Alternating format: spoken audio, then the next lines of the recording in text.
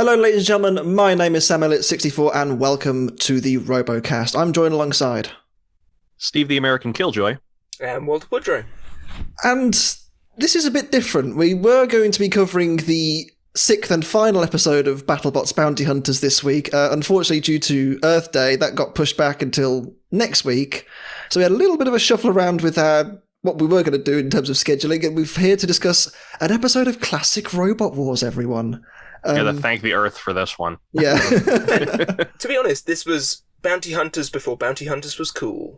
Well, pretty much, yeah. I mean, basically. Yeah, so you have a target robot, if you like, and a tournament to fight each other in order to get to said target robot. In this case, the target robot being Tornado from Classic Robot Wars. And we have a guest from the episode itself, would you believe? Introduce yourself. Hi, everybody. It's Andrew Marchant here from Tornado. Andrew, I mean, this is quite the honour. I mean, at the time, of course, Tornado was at the very, very peak of its powers. I mean, you were series champion at the time. You were the challenge belt holder. You were about to go on to win the Euros as well. Give us an idea of what, Robot Combat was like back in the early 2000s, because it is a world apart now, of course. You see these amazingly high-tech machines with, live telemetry and, enormous amount of power output. Talk us through the pioneering steps, I suppose. Well, back in the day, I guess weapons weren't as absolutely key as they are in the more modern series. You had machines that had been conceived right in the very, very early stages of the classic series. Tornado is a prime example of that. We were looking at building in Series 2, Series 3, and looking at saying, well, what's winning the fights here? Well, it's just reliability and the one that can push the others around. So at that time, definitely weapons didn't matter, but they were building up to the point where a good weapon did become something important. So I think probably say from Chaos 2 winning, that was the point at which a weapon that really did start to matter. But even to the point of the end of the classic series, or towards the end of the classic series, you didn't have to have such a fantastic weapon to do well. Reliability and drive were things that made you win. Absolutely. I mean, obviously, you were case in point of that. I think there was, I can't remember if it was this episode or another one around it where, I think Craig actually asks you, why don't you put a big weapon on it? Because you didn't need one. Your robot was the weapon. Craig seemed to ask all the time. Yeah. What if he was getting pushed by anybody to ask that question? Maybe. It makes you think, especially with the producer interference in the later series, I suppose. But yeah, I mean, so obviously the episode is called the Challenge Belt. Obviously, Tornado was the holder of it, Andrew. How did that come about? Let's kind of give a bit of backstory as to you were the challenge belt holder, which was basically a free entry competition, or was it chosen opponents for you?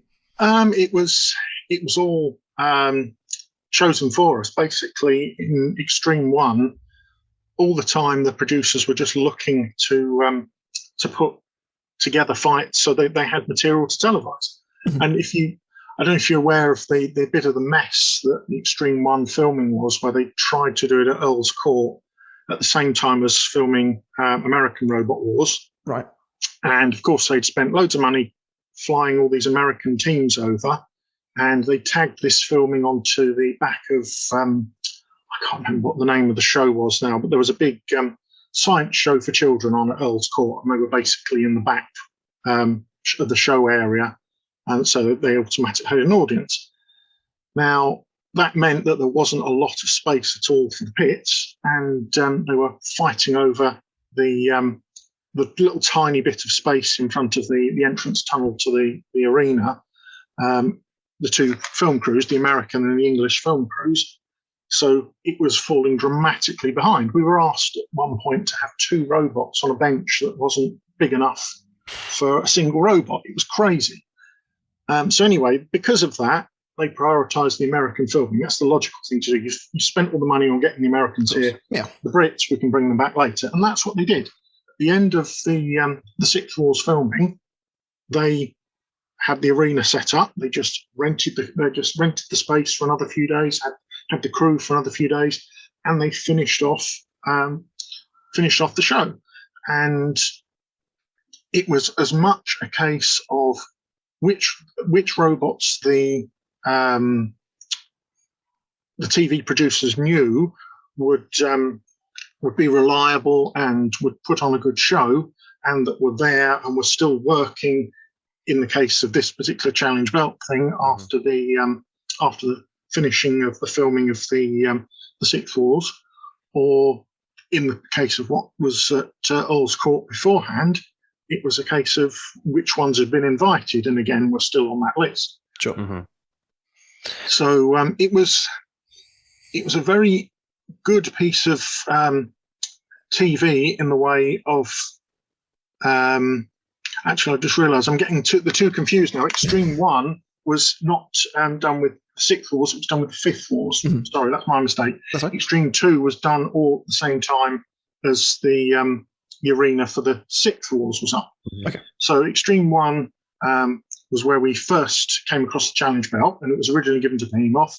Mm-hmm. And there's that lovely piece through the pits that Philippa introduces with the Behemoth boys, that here we go, here's the challenge belt that we've been given. We think we can take on all comers, etc. And couldn't take on you though. No.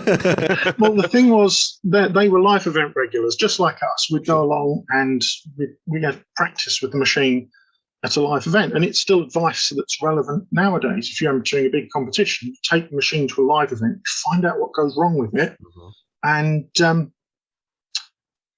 that can turn you from a first round knockout into a semi-finalist, and it did for us. We found by fighting good old Dantomkia, the very first version of it, we fought at Wilson's Day, and we found the issues with our machine and were able to fix them.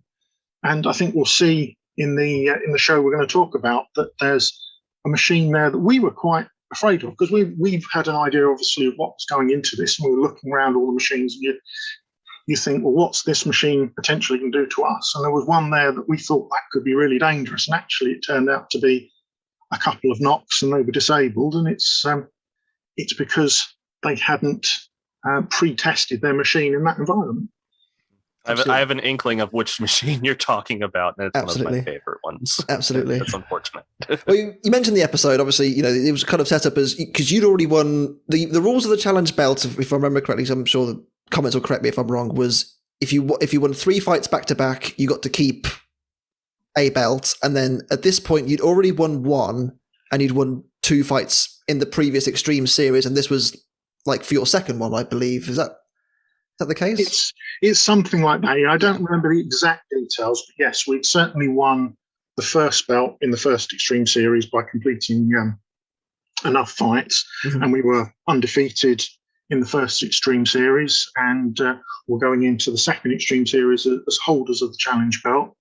Now, what some of the people say on TV versus what the producers actually told us varies a little bit. Philippa seems to be under the impression that anybody can win the challenge belt off us, whereas we were told the belt you see on the TV was ours to keep. And because there's a bit of a story here, Mentor had failed to make a second belt, so asked us to bring along the first one for TV purposes. And they said, well, whoever wins, if somebody beats you, we'll make them another belt and send it to them. And I said, well, what happens if we win? Well, we'll send it to you. We'll send it to you. So did that ever happen? Is the question. Well, sat beside me on my desk, I don't know if you can hear me rattling it. Oh, is the second belt that has never been on the TV. Oh, fantastic. So, yeah, they did make us a second one eventually. And, but spoiler alert. Well, yeah. Wow, the episode is nearing 20 years old. I think we're safe for spoilers. I mean, I think all the fans will have seen it by now. You'd like to think. Well, if you haven't, I am going to leave a YouTube link because it's a 20-year-old show. So I think it's like spoiling Citizen Kane. Yeah, you know what I mean? I think it's fair game at this point, right? You know what I mean? Yeah, it's there's been enough time. If you haven't seen it already, then go and watch it. It's a great episode, in my opinion. Let's talk about the episode itself, and we'll start with, I suppose, fight number 1, which melees. We haven't talked about melees in so long, or rumbles, I suppose, if you're an American viewer who haven't seen this for the first time.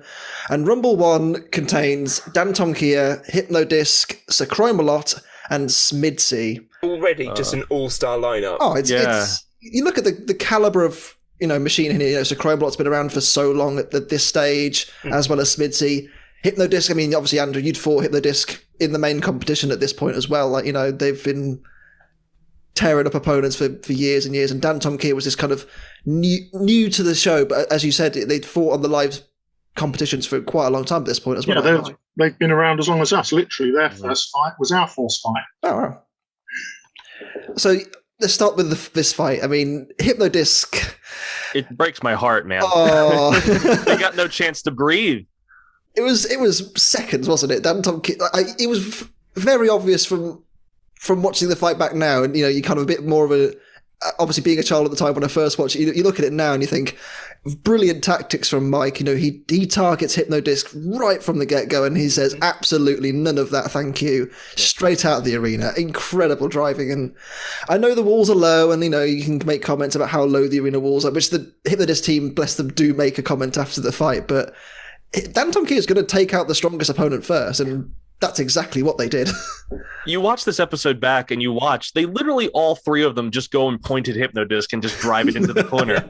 This was totally planned, and it's sad because But wouldn't you do the same thing? Because it's the big spinner, right? Of course I would. I don't care how much I love that robot, but it's got to go first. 2 out of 3 of them were well armoured and well defended to go at Hypno-Disc. Maybe not so much for Sir Chromalot, but, looks good. They're ballsy, if nothing else. On that, the amount of entanglement things on Sir Chromalot. They've got chains hanging off, they've got cargo net hanging off.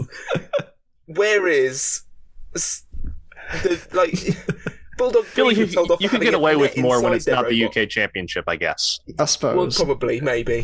And Sir Chromalot, and you're not going to argue with him. No, God bless Steve Merrill. Yeah, absolutely. He's sadly no longer with us, the Sir Chromalot captain. Obviously, Andrew, you must have been maybe had an eye on this. Watching Hypno-Disc go out, obviously, I know you'd fought them before, but I remember you saying at the time, I think you were quite scared to fight them because it's Hypno-Disc, right? Like, who wouldn't be? Yeah, absolutely. I imagine you were pretty pleased to see them go out. It was a relief, definitely. It was they'd had the issues with their gear mesh on their disc, which was basically what scuppered them in our battle, and that again was a massive relief, and they did a lot of damage to us. So there's no doubt about that. This is back in obviously Series 6 when we fought them. Mm-hmm. But well, we sort of realised that if we did come up against them, then we'd have to take that damage and accept that we'd be in for an awful more repair work afterwards. Sure. But yeah, it was a very big relief when Mike managed to chuck them out of the arena. Absolutely. They weren't the only robot that ended up out of the arena, because Sir Chromalot a few minutes later got butted out by Matilda. Absolutely. I mean, Matilda was on fire in this episode. I mean, not literally, but like she was kicking ass and taking names in this episode, because 2 out of the arena. So I mean, we'll talk about the first one. I mean, Sir Chromalot got absolutely. It was a good few feet in the arena as well. It was a good chuck, and proper out they went. I was actually going to say, because obviously, Andrew, you actually took a big beating from Matilda in Series 6 as well, didn't you? How, like, in terms of the standard of the competition of the time, how good was Matilda? Because she did a lot of damage to you. I remember, I want to say I read a post somewhere where you said, you had the whole frame was twisted. You had to completely dismember Tornado after that big hit against Dominator. Oh yes, absolutely. The power of that spinner is, there is nothing else in one action that has done more damage to Tornado. It twisted the entire chassis. We had the front of a Land Rover sat on it with a load of the welds cut to try and bend it back, and the couple of tons that this full control Land Rover was putting on it wasn't enough to straighten the chassis. It's bent to this day. If we fit the wedge to the front of it, you can see that on one side it sits up by about 1-2 centimetres. We actually had to cut the posts the wheels sit in and adjust their height to get wheels back flat on the ground. Wowee. It shows that, because of course they've got no weight limits, etc. The house robots. Okay, it wasn't a massively powerful motor behind that disc, but because it's probably a 30 kilo disc or whatever it was, sat on a machine that's 100 150, 200 kilos, and with great big teeth on it, big diameter, it can transfer a lot of energy. I doubt it would be carbide levels of energy, but it's getting up there. Yeah. Well, I mean, for the time as well, right? Like, yeah, I was going to say. Yeah, this is, a geological age, I suppose, in terms of robot terms. It does mean that obviously Dantomkia and SMIDSY go through, so Chromalot sadly getting chucked out of the arena, but it was they were never driving right, I don't think, in this fight anyway. So I mean, No. they were there just to, I don't know. They were good fun. Up a little and, bit. and the, Always were. The entertainment factor that Steve brought even in the pits, pre-fight and post-fight, you saw him playing with his suits and just, about the hot dinners afterwards as well. It's gold, absolute TV gold. And, right, though, the food was really good.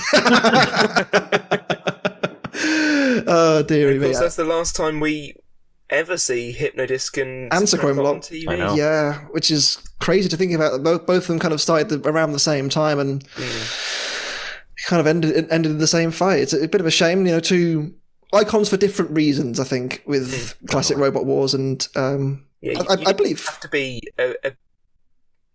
you could be a big name in many different ways. I think that's still somewhat true these days for certain people, but the Chromalot team were always entertaining in and out of the pits, and I think they were up for sportsmanship awards every year, pretty much, wasn't it? Yeah.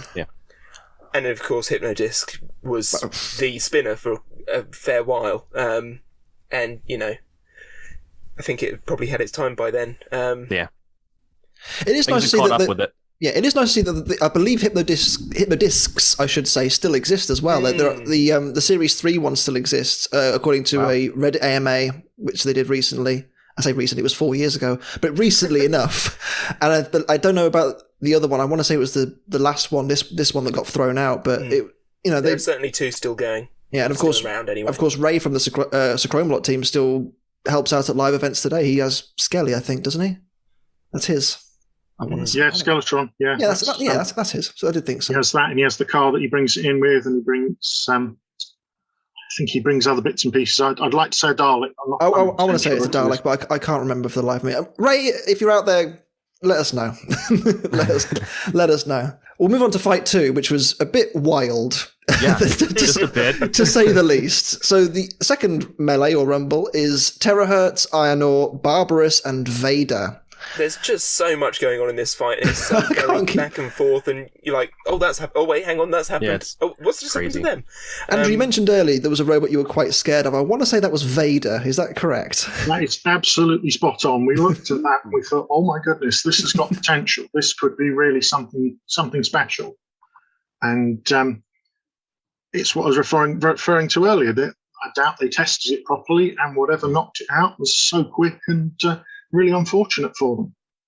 Vader makes me sad. It really was one of those robots that looked like it really had, like you said, potential. And this is one of my favorites of the later series, where like I just wish a little more time, and that thing could have really wrecked house. Honestly, I think it goes to show that I think it's the same team's other robot, IG-88, went to the heat finals of Series 7. So a bit more testing, a slightly different design maybe, but.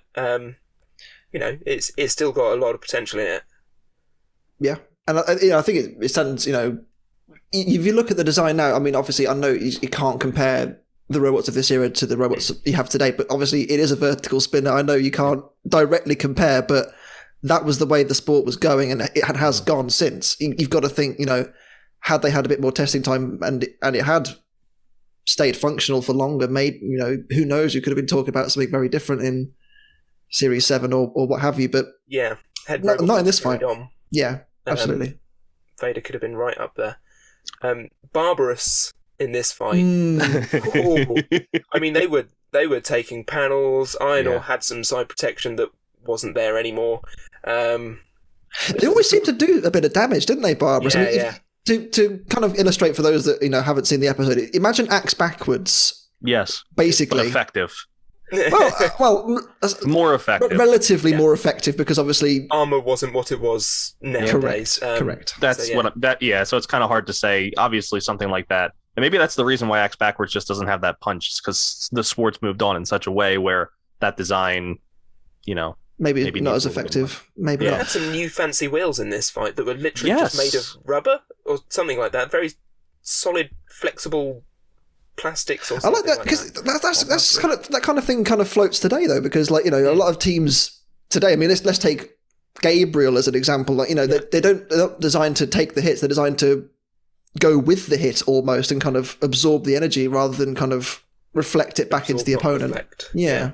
And same with things like Huge and the like. It's a good strategy, and as you say, there's quite a few robots who do it. Even Nuts uses plastic wheels. Yeah. They just They're certainly very innovative engineers, the Barberous team. Yeah. I'm friends with Cy, and he's gone on to produce things for the Land Rover enthusiast market. The bits that his company or the company he founded and designed that are sat on my Land Rover. He now does some special effects work for movies. I'm sure there's things we've seen that we don't have any idea that he's actually worked on. But so, sometimes catch up with him at the Land Rover shows and just chat about what movie he's been working on and what thing he's been doing. And he's having a whale of a time. He's loving it. There's an interesting parallel between robot fighting and special effects because a lot of the robots from the early Robot Wars over here in the mid 90s, a lot of them were Industrial Light and Magic workers that just had the means and just put these things together and then closed the street off and fought. So it's there is an interesting parallel between people who have that background and robot fighting. I want to say that he went after the fact. There's guys who are working in the UK who run robot companies who are doing an awful lot of TV work as well. I want to say that was it the guy from Griffin, Oliver Steeples? Am I thinking he did work on Star Wars? Yes. So I think he did. He did BB-8, didn't he? He made BB-8. I want to say from the new Star. I'm probably going up a weird tangent here. Yeah, but you know what I mean. Like there is a very distinct link between the I suppose it makes sense, really, doesn't it, when you think about it? But even the late great Rex Garrett worked on. Yeah, of course, absolutely. Quite not quite the same standards as Star Wars, I know, but it was a large part of my childhood. So and mine. Let's talk about the other two robots in this Rumble because they are still very much active in robot combat today. They are Ironor and Terrorhurtz. Ironor looks very, very different to what it does today with they were still on the axe train back then, the multiple weapons. You don't see that anymore. I miss the good axe flipper combos, and this was the best axe flipper combo, I want to say. Them and Hydra, I want to say, they were very good. Yeah. Not the Hydra that many people will know, but another Hydra. Yeah. This is getting confusing, isn't it? There's only so many names you could use, I guess, I suppose so. People at the Robot there's only a pool you can pull from. Nightmare at the minute. Oh, those wiki guys. Ironor was interesting in a sense that it was very, very long and had a very effective flipper, which we did see in later series. But in this fight, it kind of its axe was the main killer because it went straight through Barberous and stopped it dead, and that was. I think they went right into batteries. They were saying in the post fight. You can see the smoke pouring out of it. Couldn't you say? Well, I think Barberous was smoking before that point, wasn't it? One of the things for the Barberous team, they always insisted on using, was it Iskra motors or mag motors? Certainly they were early adopters of motors that weren't continuously rated, and they tended to catch fire. Those pioneers, huh? Somebody has to do it. Yeah, well, let's talk about Terrorhurtz because I want to talk all about Terrorhurtz. Gosh, go for it. It is my For those that don't know, for those that are new listeners, my favourite combat robot ever is Terrorhurtz, and this episode is probably a big reason why, because it has it all, doesn't it?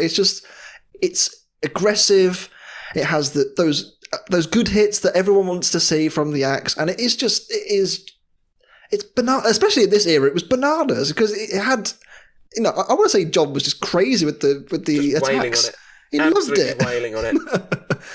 It's obviously it's still going today. Obviously, John competed in the most recent season of BattleBots with Beta. I don't know how much is carried over from then to now, but you can see the DNA, can't you? I feel like he's toned down the caffeine. Yeah, maybe. I think the thing that is most worlds apart is the amount of usage of weapon. Obviously, they're going for a very different thing with this version of Beta. But even Terrorhurtz in the new series. Yeah, and if you look back to classic Terrorhurtz, it does a lot of damage by hitting a lot of times, very repetitively, and I do miss it. Well, obviously, and Andrew, obviously, we're not going to get to that fight in particular until a bit later on with yourself and Terrorhurtz. But how good was Terrorhurtz for the time? It was phenomenal. The honest truth is Terrorhurtz is one of the robots that took us out of live event fighting because it was so good. Because it was a robot that could run its weapon at a live event in the arenas as the quality they were at the time. Mm-hmm. And in a battle, it's just constantly bang, bang, bang, bang, bang, bang, hitting the machine that you're fighting with. With Tornado, it will basically banana and flatten the chassis after a weekend of live events. And it got a little bit tedious having to cut the metal out the chassis, straighten it out as best you could, replace it after any or every live event where you were fighting the thing. So yes, it's very, very effective, and it's I'm sure there were lots and lots of machines that had to essentially modify or up armor to cope with that battering. I think there's a long list of robots that Terrorhurtz has had a hand in retiring from the live scenes. And, you know, they're two-time UK champions for a very good reason. Absolutely, on the yes. live scene, they are at the time, they were one of the most brutal machines you would see on a live scene arena, because obviously the big spinners, you weren't allowed to run them, were you? No. Right. And yeah, it was probably one of the most destructive things out there. Speaking of big spinners, saw Matilda hit again. Oh, another butting, and you see right on the weapon. Ouch! I mean, that's not running again, is it? No. I don't think it would run very, very true, would it? You get to a point of not going to go anymore. Excellent weapon lock. All that safety. The team was saying after the fight that they saw that they got hit by Matilda. They didn't see where they got hit until they came out, and they went, "Oh dear." Yeah. It was quite the impact. I mean, the camera couldn't even follow it because it kind of missed it, and yeah, poor Vader. I mean, they had a bad time in this episode, didn't they? Really, let's just say that much. And obviously, Barberous took Iron Ore with it, but it died on its own, I think, and Iron Ore just couldn't get back up because they were venting gas. They weren't getting back over again. Was this the first robot suplex? I don't know, because it was on the axe, wasn't it, Barberous? And then they flipped it. They flipped it, and the axe goes Iron Ore kind of flipped itself in a way. It was a weird old thing, wasn't it? There was a lot of physics happening. It was good fun, though. This is a very entertaining fight. I mean, I think the whole episode was, but this was a really chaotic, let's say that much. Yeah, and again, both Iron Ore and Terrorhurtz, they're live event circuit favourites at the time, or very, very often in the live events. And so they're used to putting on a show and very used to making a machine that stays reliable. Yeah, they're tested, definitely, and that's what we can say probably might have been Vader's loss here, was that not having that experience to really work out the kinks. Absolutely. Let's move on to round two. And we'll start off with the two yellow and black robots, Dantomkia and Iron Ore. And Iron Ore does what Iron Ore does best and goes out of the arena, because apparently every series just has to happen to them. I do feel slightly sorry for them, because they, it must be frustrating, coming back every single time and going out the same way. But I mean, they get their own back. I mean, for the many, many years since then, because let's face it, they do the same to everyone at live events these days. They've done it to us, my own team, so I can absolutely attest to that. And I suppose this may well have led them down the flipper line in the first place instead of going down the hammer line, which, they kind of have both weapons at this point. But I mean, you said earlier on, Sam, about a sort of meta evolving. Certainly at the time, the flippers, and actually continuing to these days, the big Brit flippers were the meta, and Dantomkia was the best at the time. It was bruised, like it was. Iron Ore in this fight, you can kind of see that they didn't have quite the turning circle that Dantomkia did, and you can see it kind of circling around it and trying to get to the back. But Dantomkia and Mike just cuts off those angles, and out she went. That was easy peasy. Dantomkia's turning circle, they claim to be a full body spinner as well, in that they can rotate on the spot so fast and be a danger. So you got to think that's going to help.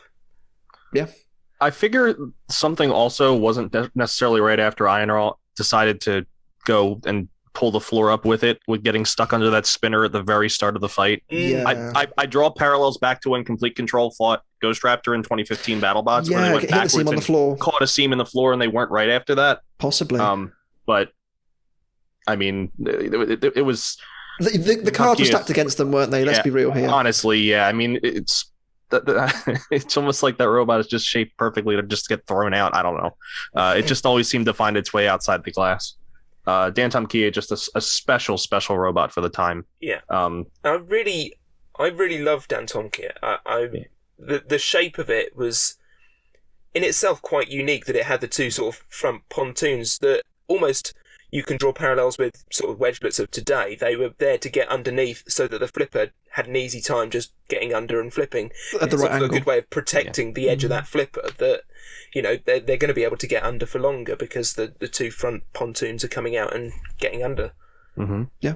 Andrew, anything to add? I mean, obviously, Iron Ore at this point, sadly gone, but obviously they still run today with great effect. What are your thoughts on Iron Ore? Sometimes they run with more than one. Yeah, they're a team that haven't ever had a break, have they? They've just kept going. They love it. It's a shame we didn't get to see them do as well as they did on the live scene in Series 10. It's almost like we got cheated. I think that version of Iron Ore 6, it wasn't right for quite a while. Even so, I went to a live event just after Series 10. And they still weren't right there, and the flipper still wasn't quite going. But I don't know, Jevon. They won 2019's championship. Oh yeah, they did. They did win 2019. It was, bearing in mind that Series 10 was 2017. They had a couple of years to get it right. Yeah. But I can't not love them because they are now my local-ish team. So big up. Andrew, you were saying? Yeah, they're a team that have been doing it for years, haven't they? And I think they do it because they love it. And if they do well, they do well. That's great. Mm-hmm. It's a shame that we don't see Mike as much. Obviously, he's not living in the UK anymore now. Sure. But there's still teams who are running various versions of Dantomkia as tribute machines, aren't there? Absolutely. Yeah. But absolutely. I always like the construction of Dantomkia. I love the way that Mike had just basically, it's a metal frame with welded in panels. And if that was built, I don't know, in the 2010s with hard opt panels, it possibly could have been a very, very solid, very competitive machine. Mm-hmm. I think there's a discussion for that going forwards. There have been designs drawn up for a couple of years with the current owners wanting to build something reasonably sturdy and, you know, out of modern stuff to make sure that it's quite competitive again. Mm-hmm. It'd be nice to see. Because even back then, it was a machine that there wasn't anything you could do to it unless something came apart inside. There was no damage you could do to it on the live events. And even with a big spinner in a decent arena, there wasn't much damage that could be done to it that would seriously affect it. As I'd be curious. Like said, it was a flipping Link that came out, wasn't it? Yeah, you're right. Well, yeah, absolutely. I'd be curious to see how it would handle. I'm sorry. I'd be curious to see how it would handle an undercutter, since those have gotten more dangerous as we've gone on. Especially, you know, because those little pontoons round the back end. Yeah. It's very. There's a lot. The quite innovative tail thing that you can prop up or put down. Yes. Which I think I remember when I was younger thinking that seems like a very obvious thing to go for, but you just can't get around there. They're already under you by the time you're looking at it. Yeah. And Cassius had a very similar kind of wheelie bar at the back, where it kind of was able to lift. Well, he had suspension on that thing. That was Series 2. I could gush about that robot forever.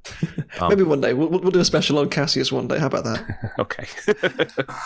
Well, let's move on to fight number 4, which was Terrorhurtz and SMIDSY. Now, I'm sure before we actually get onto the fight itself, Andrew, I'm sure you must have seen this fight and thought, "Oh no!" If Terrorhurtz actually ended up facing you, because this was brutal from Terrorhurtz. Yeah, it sort of mirrors the live event experience against Terrorhurtz. It's a machine that when you can't get away from it, you take a battering from it. And SMIDSY's, like Tornado, is wide and flat, just the right shape for Terrorhurtz to attack.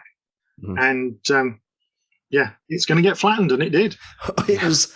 I mean, you can see the whole kind of back corner kind of peeling apart. It was absolutely metronomic, wasn't it, really? Yeah, I don't think SMIDSY's constructed quite the same as Tornado. I don't know that it had the same sort of chassis underneath the armour that ours does. So, sure. I think it suffered rather, didn't it? It looked very sad at the end of the fight. I think it looked quite sad at the start, to be honest with you. That one side panel was slightly different to everything else, so it may have been damaged previously, but this was Terrorhurtz at its very, very best, I think. There's no... I don't really know. It wasn't a fight, was it? It was just bullying, really, from John. Yeah, it was just a few minutes of just watching Terrorhurtz slowly pull SMIDSY apart and smash it down into the floor until it probably until you were maybe like paper thin. Mm-hmm. It was brutal. Sort out your ground clearance.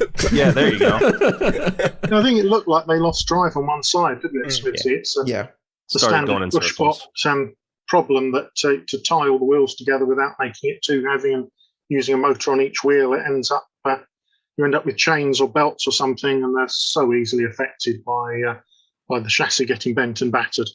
Yeah, definitely. And that it would have done in this fight because Terrorhurtz was wailing on it. I will say as well, SMIDSY is also a robot that still runs today. Maybe not recently because it got pretty badly damaged by. It was not pretty by Tauron or Monsoon. Speaking of damage, yeah, that was Tauron 3. That robot. Tom Brewster broke it. Let's say that much. Yes. Well, obviously, I was actually going to bring this up as well a bit later, but seeing as we're on the topic now, obviously, Andrew, you met with Tom before Series 1, didn't you?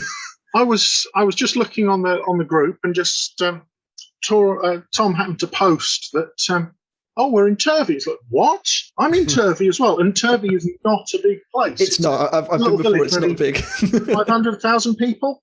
Yeah. And so obviously got in contact and said, well, we need to meet up, given we're like 3 or 4 minutes from each other at the most. And so we did. And I took Tornado along, and Tom was working on whichever version of Monsoon it was. That was, what was it? No, it was Tauron he was working at the time, on. I think, yeah. Yeah, it was Tauron he was working on the revised one for the, I guess you can see, I think it's Series 10. 9? It was one of the late. It was one of the. Yeah, last it wasn't two, the first one of the reboot they were in. It was the Okay. second one of the reboot they were in because it had the first machine there, which had unfortunately got knocked out quite quickly. Mhm. And so I was looking at this thinking, oh yeah, you've made some improvements there, but I was sort of saying, well, the big problem I can see is you can get propped up, and the back of it, you haven't got any. I know it exposes the wheels, but there should be a bit more space so that you've got a chance of being able to keep traction and be able to pull away. But Tom's shown that his machines can be very, very, very good, and he's continuing to fight to this day and do very well with them. And if you haven't seen it, make sure you go and check out the wonderful Turvey street battle. It's out there somewhere on YouTube, I'm fairly sure. But it was just very nice to see Tornado running again. I think it was very wholesome. I did enjoy seeing that again. I suppose we should move on to the final of the tournament. I suppose for the right to fight Tornado between Dantomkia and Terrorhurtz, and it was quite even for a good while. And then when Terrorhurtz turns the screw, it really turns the screw. As we've said all episode, as soon as that robot gets you cornered or gets you stopped and you can't get away, then you're done, because you can see. We're skipping ahead a little bit, but you get to the end of the fight and you can see the back of Dantomkia is all kind of caved in. It's all a bit bent and brutal. Absolutely brutal. Bearing in mind what was said earlier about not a lot can touch Dantomkia, I think Terrorhurtz certainly did touch it. It's interesting because there's a good portion of this fight where early on Terrorhurtz has the ground game down, and you have Dantomkia just not able to get up underneath it. But then you see there's one flip that happens, and then you're like, oh, it's going to change. And sadly, it doesn't. And it doesn't. It was more of the same.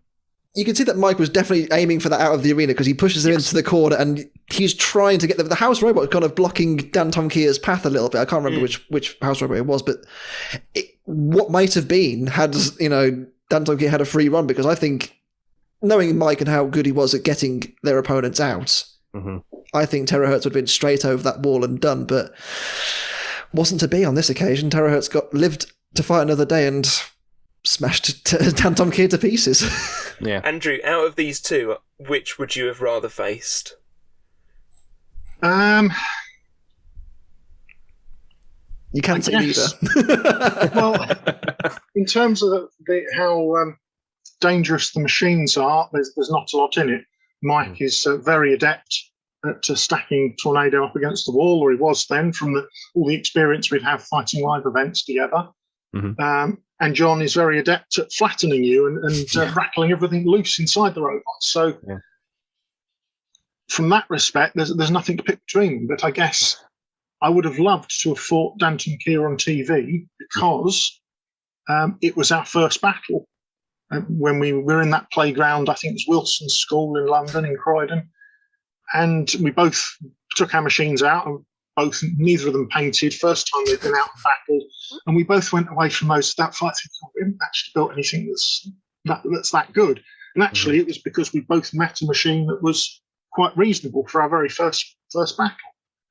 And the other thing that would have made it even nicer if it was the two of them, that the battle, the final that we're going to come to, was the very last show filmed for BBC Two.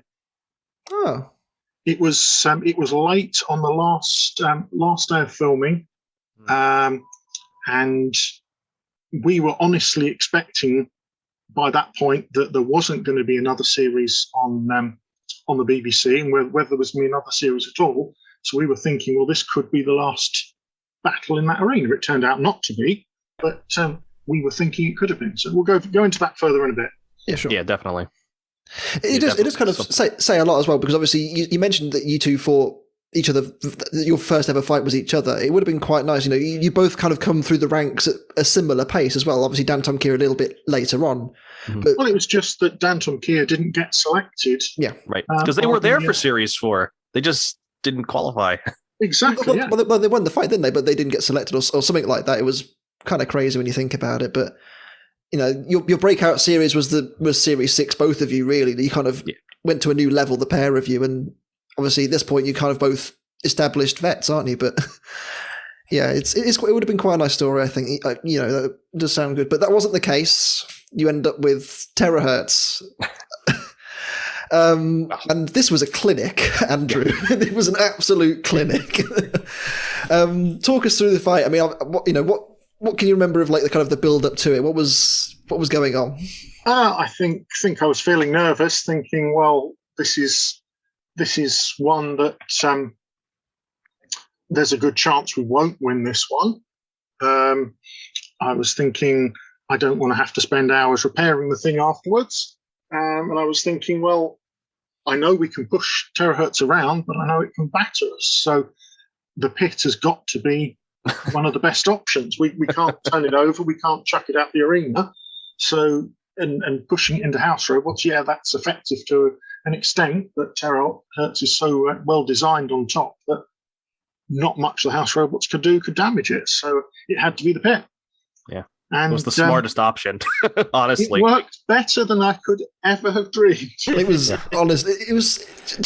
I mean, the fact that they showed the fight twice at the end of the episode was the biggest kind of tribute to your good work, because you just didn't give them a second chance. Like we mentioned, Hypno-Disc getting bullied by Dantomkia in the first fight, where it got essentially smothered, and this was very, very similar. It wasn't on. He just wasn't having it. Yeah, I definitely felt sorry for John. How quickly we laid waste to them, given how good a machine it is, and how good a driver he is, and how good a team they are. It was a shame, but we were there to win, not to mess about. So we did. There's a point where you're like, you want to respect them to give them a nice long fight, but you also, it's competition. So, well, I was going to say, you say it's kind of not it's a shame for John, but at the same time, you've also got to consider the fact that it just shows how good yourself and Tornado were at the time, because as we've kind of discussed through this whole episode, Terrorhurtz was a serious competitor and could easily damage anyone, as we've seen throughout, let's say, this episode and the series before. And yourself and Tornado made it look very, very average, which is possibly the biggest compliment that can be paid to yourself. Well, thank you. It's true. We did what we built the machine to do. I don't know what to say. Work to perfection, just as designed. Yeah, absolutely. Obviously, we've reached the end of the episode. I think Look, there is a bit more to. Go on. It wasn't the end of the fight. What you see on TV. Oh. Okay. because they called cease, and I ignored this, knowing that it was the last time we'd be in that arena. And I started to go for the house robots. Oh. Yes.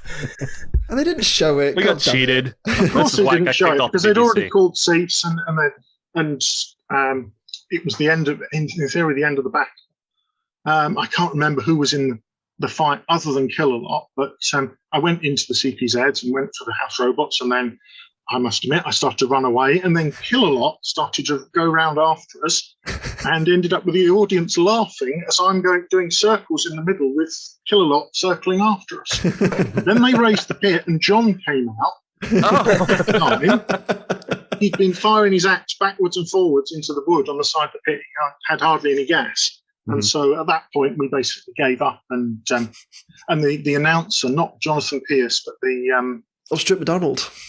Yes, came over the PA and just said to the audience something like, "Give a round of applause to our Roboteers for that show." And we did that, and then we went and did the interview with Craig and all that sort of thing. Yeah, it was kill a lot in dead metal in that fight. So yeah, it was. I'm sad we missed that. Yeah, somewhere. But it's crazy the amount of things that will be on tape somewhere in a vault that I'm sure all the fans would love to see. I would desperately love to see either just full cuts of some of the fights. I mean, there are some fights out there that have caused controversy through the years because the judging has gone one way when we haven't seen all that happened. They're all for cut that up. Fight. Mm-hmm. So, there are some fights out there that we would absolutely adore to see full-length versions of and see all the behind-the-scenes stuff. BattleBots too. There's a vault. Yeah. Greg said that it exists. So where Release is the it? Munson cut. Obviously, Andrew, I feel like we have to discuss Tornado and kind of your legacy with Robot Wars a little bit, because you won a series. It's the only second series champion we've had on here. We had Ray earlier this year, and now we have Andrew. Yeah, I mean, is it something you look back on with fondness? I mean, it was, I say almost 20 years ago now where, Tornado was in its heyday. Is it something you look back on and think, do you know what, that's a really cool thing that we did? Or what's your feelings now? It is. It's obviously, there's no regrets at all. I did it because it was something I enjoyed doing. And at the time we hit it just right. We hit it right in terms of when the machine was at its peak performance, when the viewing figures were high, when financially we did okay in terms of Series 6 had prize money, Series 7 had prize money. What was it? Series 7 World Champs had prize money, rather than just the £25 towards your petrol appearance from giving before that, which was a joke for some people. The BBC. Yeah, we did well out of the merchandising, the toys, the games. Of course. I'm going to put a little clip on here. This is your moment, guys. But we actually have got the Tornado pullbacks out. I never got one. In force. You'll be lucky to find one now, Steve. I know. for cheap. Thing. I know. Goodness me. They are few and far between. I missed that boat. Yeah, there might be some still in storage somewhere, which we may have to get that out one day and stick on eBay. But who knows where they are. Mm-hmm. Obviously, you actually have competed in one of the modern series as well with Photon Storm. Yeah. How to kind of give viewers and listeners kind of an idea of just how much the sport has changed now? Like what is compare? Let's for example, BattleBots from 5 years ago now to Robot Wars then. Like how radically different are they in terms of the level of the machines? Yeah, obviously I can't speak for how the current series is. I don't have direct experience of that. But for BattleBots, when I was invited along to help out, we were very much a small fry team. You looked at some of the American machines, and I think the series we competed in was one of the first where teams were not just bringing along effectively entire kit of spares in their crate. They had entire machines in their crate as a spare. This has always been contentious. Yeah, it struck us as well, they must have massive sponsorship or massive resources behind them to be able to afford to do that. And it meant you could see it by that point, the era of a robot built in your garage, and you file everything to just about fit yourself, and all the parts are unique to it. It was over. And if you're talking about a machine that Tornado, where everything's hand built, everything's hand assembled, I think there's one part on the machine that's it's maybe not true. There's a few parts on the machine that were drawn up in CAD, but most of it is made bespoke.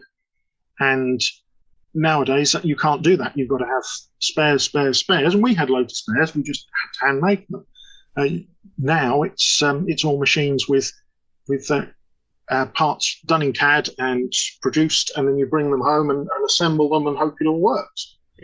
And because of those resources, it was clear that teams, and because of the money that was at stake in BattleBots even then, it was clear that teams thought nothing of destroying a set of motors, speed controllers, batteries in a battle, because if that costs you $1,000 when there's $3,000 of prize money up for grabs, it makes sense to do that. Sure.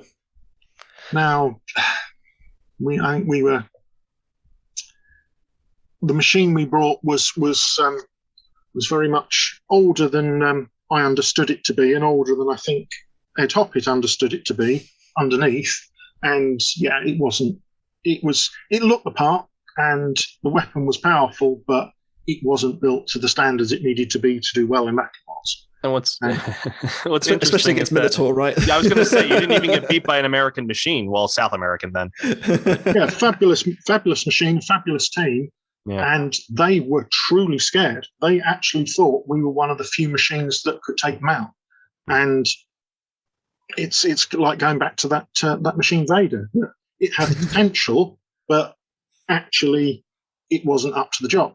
Sure. Interesting.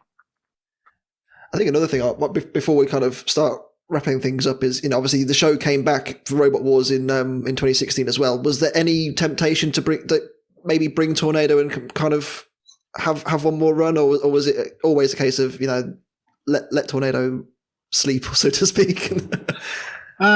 It was tempting, of course, but I think we knew about it rather significantly more before even it became sort of a semi-public rumor, if you know what I mean. I think we knew about a month before Christmas, and it was sort of about a month after Christmas that it became a rumor that something was happening before it was actually announced. And even then, it was a case of the timing's wrong. We need a completely new machine. The location up in Glasgow is far from ideal because it's a big job to get everything. It's a big job to take everything up to an event, and the amount of stuff you have to lug around, and it's more than you take to a live event, because you're likely to take more damage, and you're likely to want to be able to fix bigger issues. Mm-hmm. And it just wasn't the right time to consider building something new. I certainly didn't have the money to throw at it either. So had to pass up on the opportunity, unfortunately. Would I like to do it again? Well, never say never. Right.